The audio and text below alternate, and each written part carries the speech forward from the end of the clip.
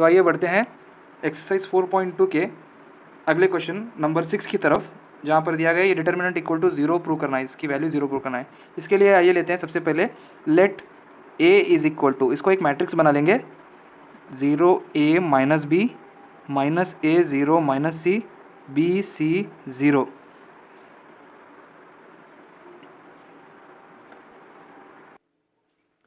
हम देख सकते हैं कि ये एक स्क्यू सिमेट्रिक मैट्रिक्स है। ये डायगोनल एलिमेंट सारे जीरो हैं और उसके जो इधर साइड में एलिमेंट्स हैं एक दूसरे के नेगेटिव हैं, तो ये एक स्क्यू सिमेट्रिक मैट्रिक्स है। इसलिए हम लिख सकते हैं matrix A is equal to minus A transpose. ये डेफिनेशन है स्क्यू सिमेट्रिक मैट्रिक्स के लिए। अच्छा देखिए, जब दो मैट्रिसेस इक्वल होते हैं तो उनकी डिटर्मिनेंट वैल्यू भी इक्वल होती है, इसलिए हम लिख सकते हैं determinant of A is equal to determinant of minus A transpose. अब देखिए, ये चूंकि 3x3 ऑर्डर की मैट्रिक्स है तो इसमें से हम -1/3 कॉमन बाहर निकाल सकते हैं, तो ये हो जाएगा ए ट्रांसपोज का डिटर्मिनेंट। तो LHS में वैसे भी डिटर्मिनेंट ऑफ ए है। अब हम देखेंगे -1/3 -1 ही होगा, इसको जब तक हम ऐसे ही लिखेंगे। अभी यहाँ पर देखिए determinant of A transpose can be written as determinant of A using the first property of determinants, जिसमें रोज और कॉलम्स की अदला बदली करने के बाद भी डिटर्मिनेंट की वैल्यू सेम रहेगी। यही तो फर्स्ट प्रॉपर्टी है। इसीलिए डिटर्मिनेंट ऑफ ए ट्रांसपोज और डिटर्मिनेंट ऑफ ए दोनों भी वैल्यू सेम रहेंगे। तो ये हो गया माइनस डिटर्मिनेंट ऑफ ए। अब LHS में तो डिटर्मिनेंट ऑफ ए है ही, अब इसको RHS में ले जाएंगे तो determinant of A plus determinant of A RHS से LHS में ले जाएंगे इज इक्वल टू, यहाँ पर 0 बच जाएगा। अब ये हो जाएगा 2 times determinant of A is equal to 0। इसका मतलब है determinant of A is equal to 0, hence proved.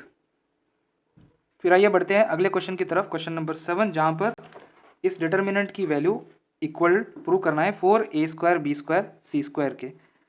तो शुरू करते हैं। LHS इज इक्वल टू, अभी देखिए यहाँ पर फर्स्ट रो में a कॉमन है, सेकेंड रो में b कॉमन है, थर्ड रो में c कॉमन है। तो यूजिंग प्रॉपर्टी 4 हम इन रोज में से a, b और c को कॉमन बाहर निकाल सकते हैं। तो ये हो जाएगा a, b और c बाहर। अभी डिटर्मिनेंट में क्या क्या बचा अंदर, यहाँ से a चला गया तो यहाँ बचेगा -a, यहाँ बचेगा b और यहाँ बचेगा c। अब इस रो में से चूंकि b चला गया है तो यहाँ पर a बचेगा और यहाँ -b बचेगा और यहाँ पर c बचेगा। अभी थर्ड रो में से c चला गया है बाहर तो यहाँ पर a बचेगा, यहाँ b बचेगा और यहाँ -c बचेगा। और फिर हम देख सकते हैं कि फर्स्ट कॉलम में a कॉमन है, सेकंड कॉलम में b कॉमन है और थर्ड कॉलम में c कॉमन है। तो यहाँ से a निकलेगा, बाहर आ जाएगा और इसको मल्टीप्लाई हो जाएगा तो ये a² हो गया। यहाँ से b कॉमन निकलेगा, इसको मल्टीप्लाई हो जाएगा, ये b² हो जाएगा। यहाँ से c कॉमन निकलेगा, इसको मल्टीप्लाई हो जाएगा, ये c² हो जाएगा। तो अब इसको बाहर निकालेंगे, ये हो जाएगा a² b² c²।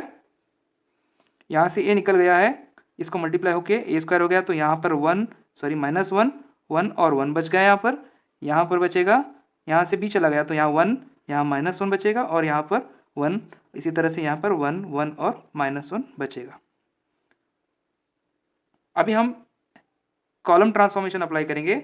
कॉलम 1 को रिप्लेस कर देंगे कॉलम 1 प्लस कॉलम 2 ऐड करके रिप्लेस कर देंगे, और कॉलम 2 को रिप्लेस करेंगे कॉलम 2 माइनस कॉलम 3 करके। इससे हमको यहाँ पर जीरोज मिल जाएंगे। a² b² c² as it is लिखेंगे। अभी कॉलम 1 ट्रांसफॉर्म कर रहे हैं और कॉलम 2 को कर रहे हैं तो कॉलम 3 एज इट इज रहेगा। तो कॉलम 1 प्लस कॉलम 2, -1 + 1 ये 0 हो गया, +1 -1 ये भी 0 हो गया, 1 + 1 ये 2 हो जाएगा। कॉलम 2 क्या है देखिए, कॉलम 2 माइनस कॉलम 3 यानी 1 - 1 ये 0 हो गया, -1 -1 ये -2 हो गया, 1 -1 ये 1 + 1 यानी कि 2 हो गया। Third column as it is है। अब इसको एक्सपैंड करेंगे अलॉन्ग फर्स्ट रो तो ये हो जाएगा 0 0 और इसको a square B square C square as it is लिखेंगे। ठीक है, 0 इंटू एनीथिंग विल बी 0, फिर 0 इंटू एनीथिंग विल बी 0। अब यहाँ बचा 1 इंटू ब्रैकेट, इस कॉलम इस रो और इस कॉलम को अगर डिलीट कर देंगे तो 0 इंटू 2 0 माइनस 2 टू ज़ा 4, ये -4 है तो ये +4 हो जाएगा। 4 + 0 इज़ 4 इंटू 1 4 हो गया, तो ये हमारा RHS 4a square B square C square, ये वाला RHS हमको मिल गया। This is equal to RHS। फिर आइए बढ़ते हैं क्वेश्चन नंबर 8 सब क्वेश्चन फर्स्ट की तरफ, जहाँ पर इस डिटर्मिनेंट को इसके इक्विवेलेंट प्रूव करना है, इसके RHS में a minus B into B minus C into C minus A. LHS को लिख लेता हूँ पहले, तो ये है अपना LHS। इसमें फर्स्ट कॉलम में देखिए सारे वंस हैं, तो यहाँ पर हम दो एलिमेंट्स को 0 बनाएंगे।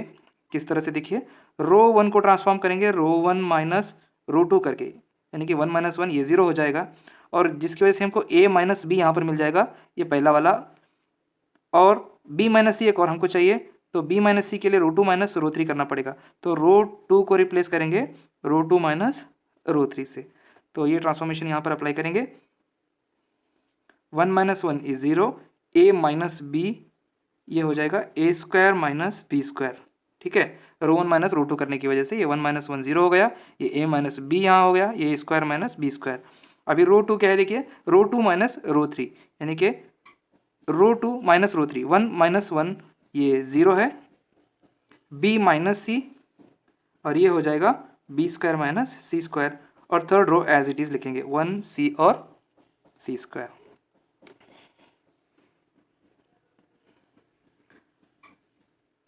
फर्स्ट रो में से इस एलिमेंट को देखिए, ये है a square minus B square, A square minus B square मैंने ये है a minus B into A plus B. इसी तरह B square minus C square क्या होगा, B square minus C square क्या होगा, B minus C into B plus C. ठीक है, तो इसका मतलब है यहाँ पर a माइनस बी और a प्लस बी दो फैक्टर्स मौजूद हैं, तो फर्स्ट रो में से हम a माइनस बी को कॉमन बाहर निकालेंगे। यहाँ पर 0 है, इसका मतलब 0 इंटू ए माइनस बी हम इसको कंसिडर कर सकते हैं, तो यहाँ पर भी a माइनस बी है, यहाँ पर भी a माइनस बी है, और यहाँ पर भी a माइनस बी है, क्योंकि a square minus B square तो a minus B into A plus B होता है। तो यहाँ से a माइनस बी कॉमन बाहर निकालेंगे। इसी तरह से सेकेंड रो में b माइनस सी है, तो उसमें से b माइनस सी को कॉमन बाहर निकालेंगे, तो अंदर क्या बचा, फर्स्ट रो में 0 बचा यहाँ पर फर्स्ट एलिमेंट, और यहाँ पर 1 बच गया।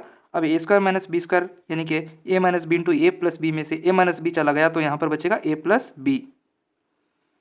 अब इसी तरह यहाँ पर b माइनस सी में से सेकेंड रो में से b माइनस सी अगर चला गया तो यहाँ पर तो 0 है, यहाँ पर 1 बचेगा। b square minus C square यानी यहाँ पर b minus C into B plus सी था, तो b माइनस सी यहाँ से चला गया तो बचेगा b प्लस सी।